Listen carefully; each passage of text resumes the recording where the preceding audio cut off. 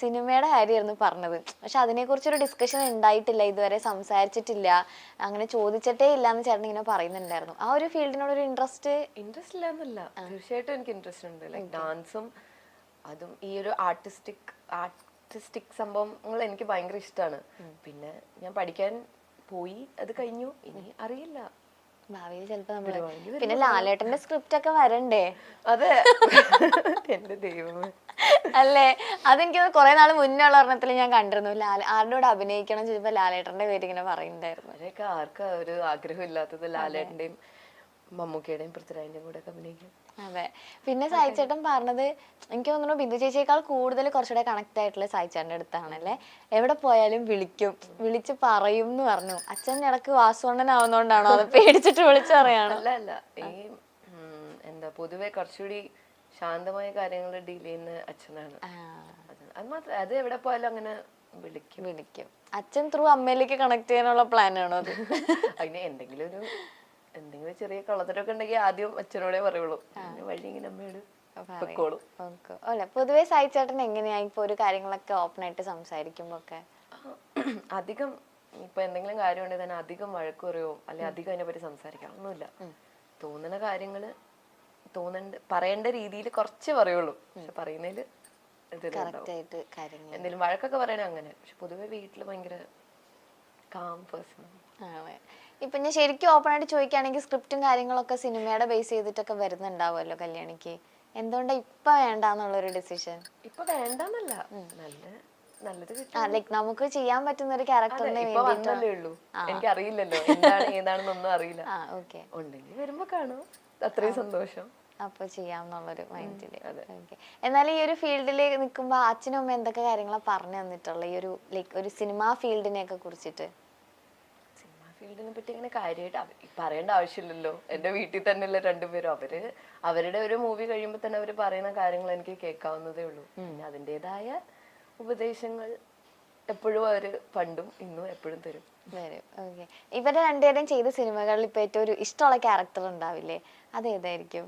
All time ആണോ ഇപ്പൊ ഇറങ്ങിയതാണോ?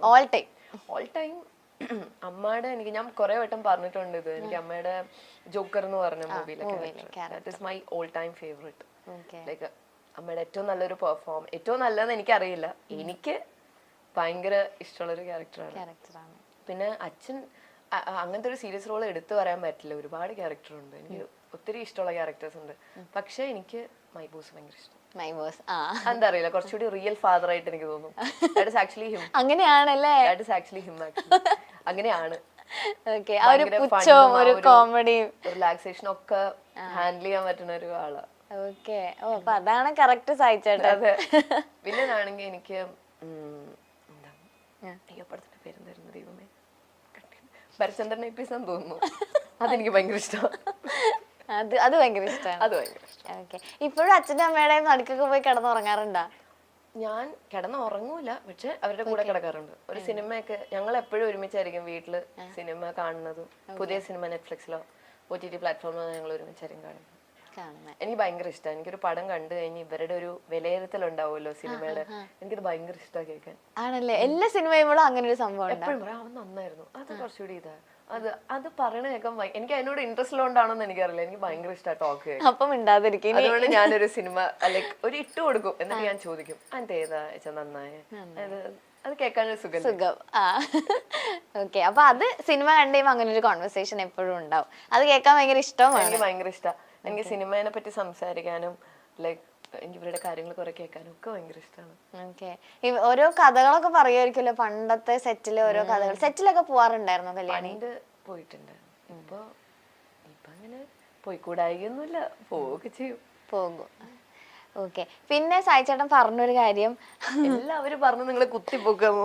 അല്ല, ഇത് പ്രത്യേകിച്ച് ഞാൻ പറഞ്ഞില്ല, ഇപ്പൊ ഈ റീസെന്റ് ഇന്റർവ്യൂല് ഞാൻ ഇരുന്ന് കണ്ടപ്പോ ഫുൾ കല്യാണിയാ. അപ്പൊ അവര് പറഞ്ഞതിന്റെ മറുപടി നമുക്ക് കല്യാണി എന്നാണല്ലോ കിട്ടണത്. അതെ, അപ്പൊ എനിക്ക് കല്യാണം കിട്ടുമ്പോ ഞാനത് ചോദിക്കണമല്ലോ. വീട്ടിലെ ഏറ്റവും വലിയ പിശുക്ക് കല്യാണിയാന്നാ പറയുന്നത്. അച്ഛാ പിശുക്കാണെന്നൊക്കെ പറഞ്ഞ അത് ഭയങ്കര എനിക്ക് അറിഞ്ഞൂടാ. ഞാൻ പൊതുവെ അങ്ങനെയാണ്. അത് നല്ലതാണോ ചീത്തയാണോ സത്യം പറഞ്ഞാൽ ഞാൻ ഏതാണ്ട് എനിക്ക് സായിച്ചേട്ടൻ പറഞ്ഞപ്പോ കണക്ട് ചെയ്യാൻ പറ്റുന്നുണ്ടായിരുന്നു. പ്രത്യേകിച്ച് പറഞ്ഞത് മറ്റേ ഫുഡ് ഓർഡർ ചെയ്യുമ്പോൾ എവിടെ ഒരു 10 രൂപ കൊണ്ട് അയ്യോ ഇത്രയും രൂപയോ, ഇത് വേണ്ട, എന്നിട്ട് വീണ്ടും ബാക്ക് അടിച്ച് കളയും. അത് അച്ഛൻ്റെ അമ്മയുടെയും അച്ഛനമ്മയുടെ പൈസ ആണെങ്കിലും ഇപ്പൊ എന്റെ കയ്യിൽ നിന്നുള്ള പൈസ ആണെങ്കിലും എല്ലാം നമുക്ക് എന്റെ കയ്യിൽ നിന്നുള്ള പൈസ എന്ന് പറഞ്ഞാൽ കുറച്ചുകൂടി പിശുക്ക് കൂടുമല്ലോ. അതെ, നമ്മളുടെ ആണല്ലോ, നമ്മളുടെ അധ്വാനാണത്. ഒരു 10 രൂപയാ. അതെ, ഓവർ പിശുക്കൊന്നും ഇല്ല കേട്ടോ. എനിക്ക് വേറൊരാൾക്ക് എനിക്ക് ഇഷ്ടമുള്ളവർക്ക് മേടിച്ചു കൊടുക്കാനോ അല്ലെങ്കിൽ ഇഷ്ടമുള്ളവർക്ക് ചെയ്തു കൊടുക്കാനൊന്നും എനിക്ക് അല്ല. ഇത് ലൈക്ക് പിശുക്ക് മീൻസ് അങ്ങനെ ആയിരിക്കില്ല അവര് ഉദ്ദേശിച്ചത്. നമ്മൾ ഈ സേവ് ചെയ്ത് വെക്കുന്ന ഒരു സ്വഭാവം ഉണ്ടാവില്ല. എനിക്കും ഉണ്ടാ സ്വഭാവം. എന്റേതായ എന്തെങ്കിലും മേടിക്കാൻ ഒരു ഇച്ചിരി മേടിച്ചെന്ന സന്തോഷം. ഓ തന്നോളൂ. ഓക്കെ. വീട്ടില് അച്ഛൻ അമ്മ ഈ ഒരു ഫീൽഡിൽ നിൽക്കുമ്പോഴേക്കും വരുന്ന ലൈക്ക് കോമൺ ആയിട്ട് വരുന്ന കുറെ ഗസ്റ്റ് ഒക്കെ ഉണ്ടാവും. ലൈക്ക് ഇപ്പൊ നമ്മളുടെ സെലിബ്രിറ്റീസ് ഒക്കെ ആയിക്കോട്ടെ, എപ്പോഴും വീട്ടിലേക്ക് വരുന്ന ഒരു ഗസ്റ്റ് ആയിരുന്നു കല്യാണി ചെറുതിലേ തൊട്ട് കാണുന്നത്? അങ്ങനെ സെലിബ്രിറ്റീസ് ഇവര് എന്ന് പറഞ്ഞാ ഞാൻ എപ്പോഴും പറയും നിങ്ങൾ എന്ത് സെലിബ്രിറ്റീസ് ആണെന്ന് ഞാൻ ചോദിക്കാറുണ്ട്. ഇവരെ ഒരു ഷൂട്ട് ലൊക്കേഷനിൽ പോയി ഒരു പരിപാടിക്ക് പോവാ, എല്ലാരോടും സംസാരിച്ചു, എല്ലാരോടും നല്ല, എന്നിട്ട് അങ്ങനെ അങ്ങ് വരും. നിങ്ങക്ക് കുറച്ചൊരു സ്പെൻഡ് ഒക്കെ ചെയ്ത് കുറച്ച് അവര് പോവാ, എല്ലാത്തിലും കൂടുക, തിരിച്ചു വരും. കോണ്ടാക്ട്സും അതെ അങ്ങനെയാണ്. ഞാൻ അങ്ങനെ ആരെയും അങ്ങനെ എല്ലാരെയും കണ്ടിട്ടുണ്ട്, ഓരോരുത്തർ സ്ക്രിപ്റ്റ് പറയാനൊക്കെ വന്നിട്ടുണ്ട്. അതല്ലാണ്ട് ഒന്നിൽ കൂടുതൽ വന്ന ഒരാള് പറയാൻ എനിക്ക് അറിയില്ല. അല്ല ലൈക്ക് എപ്പോഴെങ്കിലും അവരുടെ രണ്ടുപേരുടെ ഒരു കോമൺ ഫ്രണ്ട് ആയിട്ട് എപ്പോഴും ഒരാൾ, ഇപ്പൊ അച്ഛനും ആണെങ്കിലും അല്ലെങ്കിൽ അമ്മയ്ക്കാണെങ്കിലും അങ്ങനെ ഉണ്ടാവും. ഞാൻ കോളിൽ ഏറ്റവും കൂടുതൽ കണ്ടത് ഇന്നസെന്റ് അങ്കിളാണ്. എല്ലാ കാര്യത്തിലും എന്തുണ്ടെങ്കിലും വിളിച്ചു പറയേ, അതൊക്കെ ഞാൻ എപ്പോഴും കേട്ടിട്ടുള്ള ഒരു ശബ്ദം അദ്ദേഹത്തിന്റെയാണ്. ഇന്നസെന്റ് അങ്കിളുടെ കോളിൽ എപ്പോഴും ഞാൻ ചില സമയത്ത് വിളിക്കുമ്പോൾ ഒക്കെ സ്പീക്കർ ഇട്ട് ഞാനും കേൾക്കാറുണ്ട്. ഭയങ്കര രസമാണ്, നമ്മളെ ഭയങ്കരമായിട്ടും മോട്ടിവേറ്റ് ചെയ്യുന്ന ഒരു ടോക്കായിരുന്നു. ഓക്കെ, ഇന്നസെന്റ് അങ്കിളുടെ. ഓക്കെ, ഇനിയിപ്പോ SH കോളേജിൽ ഇപ്പൊ ഓൾറെഡി വൈറലായ വീഡിയോ അറിയാലോ മഞ്ജു ചേച്ചിയുടെ കൂടെ. പക്ഷെ ആ മഞ്ജു ചേച്ചിയായിട്ട് നേരത്തെ ഒരു കണ്ട് നേരത്തെ പരിചയമൊക്കെ ഉണ്ടാവുമല്ലോ ഓൾറെഡി. എന്തായാലും മഞ്ജു ചേച്ചിയുടെ മോളും ഞാനും ഒരുമിച്ച് പഠിച്ചാണ്. ആണോ? ഞങ്ങള് 9th വരെ ഒരു സ്കൂളായിരുന്നു. ഞങ്ങള് മീനാക്ഷി നന്നായി ഡാൻസ് കളിക്കും. അപ്പൊ ഞങ്ങളൊക്കെ ഒരുമിച്ച് കോമ്പറ്റീഷൻ എത്രയോ വർഷം പോയി. ആ മീനാക്ഷി ഇപ്പൊ റീസെന്റ് ഒരു റീലൊക്കെ ഇടണം. അപ്പോഴൊക്കെ ഞാനൊക്കെ ആലോചിച്ചു മീനാക്ഷിക്ക് ഇടയ്ക്ക് കളിച്ച് റീലൊക്കെ ഇട്ടുകൂടെയെന്ന്. ഞങ്ങളൊക്കെ ഒരുമിച്ചാണ് എല്ലാ കോമ്പറ്റീഷനും പോയിക്കൊണ്ടിരുന്നത്. 9th 10th ആണ് അവള് സ്കൂള് മാറി. സോ അതുവരെ ഞങ്ങള് ആനുവൽ ഡേ ഒക്കെ വരുമ്പോ ഞാൻ കാണാറുണ്ട് മഞ്ജു ചേച്ചി ഉണ്ടാവും, ദിലീപങ്കിളുണ്ടാവും. ഓക്കെ, കൊറേ ലൈക്ക് കൊറേ എന്നല്ലെങ്കിൽ പോലും ഭയങ്കര കംഫർട്ട്സ് ഉള്ള കുറെ നല്ല ഫ്രണ്ട്സ് കല്യാണിക്ക് ഉണ്ടെന്ന് എനിക്ക് തോന്നിയിട്ടുണ്ട്. പക്ഷെ ഈ സോഷ്യൽ മീഡിയ കാണുന്ന എല്ലാ ലൈഫ് എന്ന് അറിയാം, എന്നാൽ പോലും നമ്മള് കാണുമ്പോൾ ഉള്ള കാര്യം ഞാൻ ചോദിക്കാം, ഒരുപാട് നല്ല കുറെ ഒരു friend circle, common friend circle കുറെ ഉള്ളതായിട്ട് എനിക്ക് തോന്നിയിട്ടുണ്ട്. ഞാൻ സ്കൂളിലും ഉണ്ട്, ദൈവം സഹായിച്ച് സ്കൂളിലാണെങ്കിലും. പിന്നെ സ്കൂൾ ഫ്രണ്ട്സിന് പ്രത്യേകതയുണ്ട്. നമ്മൾ എത്രയൊക്കെ സ്കാറ്റേർഡ് ആയി പോയി എന്ന് പറഞ്ഞാലും വിളിച്ചു കഴിഞ്ഞാൽ അതേ ബോണ്ട് നമുക്ക് ഫീൽ ചെയ്യും. സ്കൂൾ ഫ്രണ്ട്സ് അങ്ങനെ. പക്ഷെ കോളേജിൽ എത്തിയപ്പോൾ കുറച്ചുകൂടി ഒരു ഫാമിലി കിട്ടി. കുറച്ചുകൂടി ഭയങ്കര എല്ലാവരും ഡിഫറെന്റ് ഏജ് ഗ്രൂപ്പാണ്, ബട്ട് സ്റ്റിൽ ദൈവം സഹിച്ച് അങ്ങനെ 2-3 പേര്. പക്ഷെ കല്യാണിക്ക് എപ്പോഴും ഇങ്ങനെ ലൈക്ക് ആ ഒരു ക്യാമറയുടെ മുമ്പിൽ നിൽക്കാനും അതിൽ പ്രസന്റ് ചെയ്യാനൊക്കെ ഭയങ്കര ഇഷ്ടമുള്ള ഒരാളല്ലേ? തീർച്ചയായിട്ടും. എനിക്കങ്ങനെ എന്താ പറയാ, മടി പേടി അങ്ങനെ ഒരു സാധനം ഉണ്ടോന്ന് വെച്ചാൽ ഉണ്ടാവും. പക്ഷെ എന്നാലും ചില സാഹചര്യത്തിലുണ്ടാവും. എനിക്ക് ഡാൻസ് കളിക്കാൻ അങ്ങനെ പേടിയൊന്നും, പക്ഷെ അഭിനയം എനിക്ക് അറിഞ്ഞൂടാ. ഞാൻ ഇതുവരെ നോക്കിയിട്ട് നമുക്കൊന്ന് ട്രൈ ചെയ്തിട്ടുണ്ടെങ്കിൽ അതറിയാം. ഓക്കെ, ഇപ്പോ ഈ സോഷ്യൽ മീഡിയ എന്ന് പറയുമ്പോൾ നമുക്കറിയില്ല, ഒരുപാട് കാര്യങ്ങൾ കേൾക്കുന്നുണ്ടാവും. ഇതുപോലെ സായിച്ചേട്ടൻ തന്നെ പറഞ്ഞൊരു കാര്യമാണ്, ഭയങ്കര കോമഡി ആയിട്ട് പിന്നെ അത് ഹാൻഡിൽ ചെയ്യാൻ പഠിച്ചു. ഓരോ കാര്യങ്ങളെ കേൾക്കുമ്പോഴാണ് കല്യാണം ഇങ്ങനെ വന്നിട്ട് നിങ്ങളിപ്പോ ഡിവോഴ്സ് ആയിട്ടോ എന്ന് പറഞ്ഞിട്ട് ഭയങ്കര കോമഡി ആയിട്ട് അച്ഛനും അമ്മയെ പറ്റി പറഞ്ഞ കാര്യങ്ങളൊക്കെ വന്ന് പറഞ്ഞു എന്ന്. അതൊക്കെ ലൈക്ക് അവരുടെ ആ ഒരു രീതിയിൽ തന്നെ ഹാൻഡിൽ ചെയ്ത് പഠിച്ചതാണോ കല്യാണി? എന്താ പറയുക, ഇപ്പൊ ചെറുപ്പം തൊട്ടേ ലൈക്ക് കോമന്റ്സ് ഒക്കെ ഇഷ്ടം പോലെ ഈ ഫീൽഡ്. സോഷ്യൽ മീഡിയ എന്ന് പറയുന്നത് ലൈക്ക് ഞാൻ ആരെയും ലൈക്ക് ഒരു കോൺട്രവേഴ്സൽ ആയിട്ട് പറയുന്നതല്ല, ആർക്കും എല്ലാവരുടെ ഒപ്പീനിയൻ ഒരു എന്താ പറയാ ആരെയും നോക്കാണ്ട് ഇടാൻ പറ്റുന്ന ഒരു പ്ലാറ്റ്ഫോമാണ്. അത് ഇടാൻ പാടില്ല നമുക്ക് പറയാനും പറ്റില്ല. അതെ, നമ്മൾ എടുക്കേണ്ടത് എടുക്കുക. പണ്ടേ ലൈക്ക് പിന്നെ എനിക്ക് അത് അമ്മയ്ക്ക് പിന്നെയും ഒരു അമ്മ ചിലപ്പോ ഒരു കോമന്റ്സ് ഒക്കെ വായിച്ചിട്ട് പറയുമോ ഇതെന്താ ഇങ്ങനെ എന്നൊക്കെ അമ്മ ഡെസ്പ് ആവാറുണ്ട്. പക്ഷെ എനിക്ക് അങ്ങനെ ബിക്കോസ് നമ്മളൊക്കെ എത്ര പേരുടെ ഇത് കാണുന്നു പ്ലാറ്റ്ഫോമിൽ തന്നെ ഓരോ ഞാനത് അങ്ങനെ നോക്കാറില്ല. ഇപ്പൊ ഡിവോഴ്സ് ആയി എന്നുള്ളത് ഞാൻ തന്നെ ഒന്ന് എന്താ പറയാ, എന്റെ ഫ്രണ്ട്സ് ഒക്കെ വിളിച്ചു, കല്ലു ഇങ്ങനെ സായിച്ചനും എന്റെ ഫ്രണ്ട്സും സായിച്ചനും ബിന്ദമ്മാന്നാ വിളിക്കുക, സായിച്ചനും ബിന്ദമ്മയും ഡിവോഴ്സ് ആയി എന്നൊക്കെ പറഞ്ഞു. ഞാൻ അറിഞ്ഞു.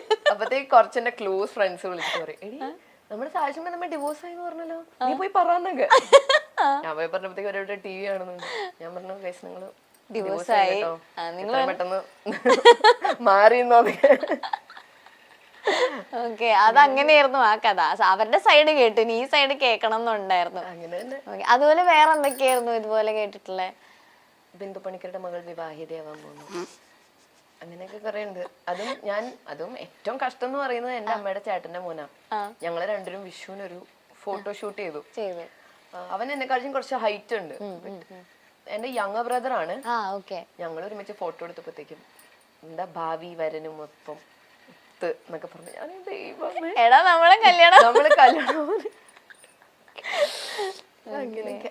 വേറെന്നോ അത് എനിക്ക് ആക്ച്വലി പറയണമെന്നുണ്ടായിരുന്നു. ഞാൻ UK പോയപ്പോ 4.5 കോടി മുടക്കി ബിന്ദു പണിക്കരുടെയും സൈക്കിൾ 4.5 കോടിക്ക് ഇത് കോസാന്ന് പറഞ്ഞാൽ കൊള്ളായിരുന്നു. ഞാനും കണ്ടു. അപ്പൊ എന്റെ ഫ്രണ്ട്സ് ഒക്കെ ഇനി 4 അല്ല 10 എന്ന് പറഞ്ഞു കമന്റ് കുറഞ്ഞു പോയിന്ന്. എനിക്കറിയില്ല ഏത് കോഴ്സാണെന്ന് ആലോചിക്കും. 4.5 കോടി മുടക്കി കോഴ്സ് പഠിക്കാൻ. അവിടെ മനുഷ്യനിങ്ങനെ ജീവിച്ചു, അവിടെ വേറെ പണി ചെയ്ത മനുഷ്യനാണ് ജീവിച്ചോണ്ടിരിക്കണേ സൈഡായിട്ട്. ക്രേസിയാണ് അങ്ങനെ ഓരോ കാര്യങ്ങള്. പക്ഷെ ഇപ്പൊ അതൊക്കെ ശീലം. ഇപ്പൊ ഓർക്കുമ്പോ ചിരി വരണ്ടല്ലേ. UK പോയാലും വെറുതെ വിടില്ലല്ലോ എന്ന്. 4.5 കോടി ഞാൻ ഇപ്പോഴും ആലോചിക്കും, ഇതായിരിക്കും അങ്ങനെ കോഴ്സ് ഒക്കെ ഉണ്ടോ, ഇത്രയും കോടിയൊക്കെ. ഒരു ഇപ്പോ എനിക്ക് തോന്നുന്നു ഭയങ്കര ഒരു സ്റ്റാർ കിഡ് ആണെങ്കിൽ പോലും അതിന് ഭയങ്കര ഒരു വാല്യൂ കൊടുത്തിട്ടോ.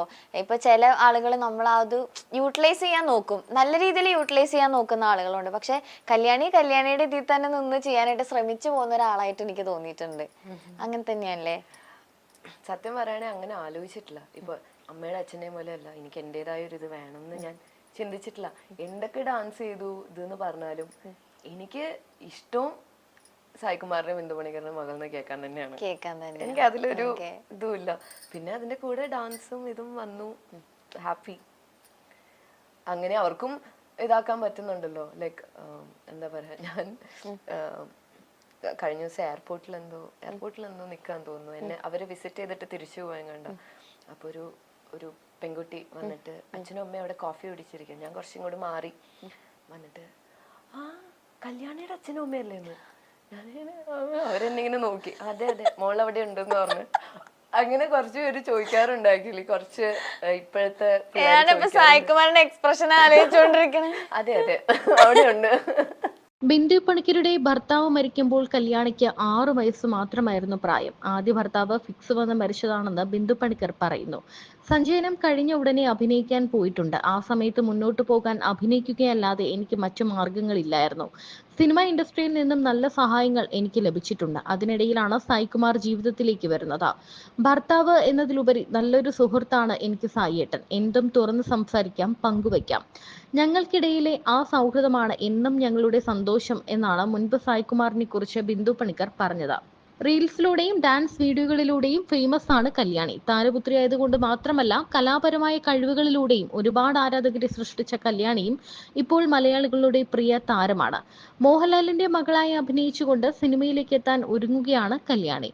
പഠനം കഴിഞ്ഞ ശേഷമാണ് കല്യാണി ഇപ്പോൾ തിരിച്ചെത്തിയിരിക്കുന്നത്.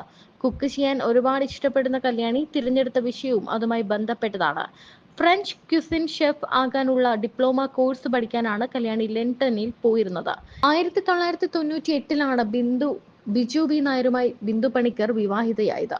2003 ബിജു ബി നായർ മരിച്ചു. ആദ്യ ഭർത്താവിന്റെ മരണശേഷം 2009 ബിന്ദു നടൻ സായികുമാറുമായി ജീവിതം പങ്കിടാൻ തീരുമാനിക്കുന്നത്.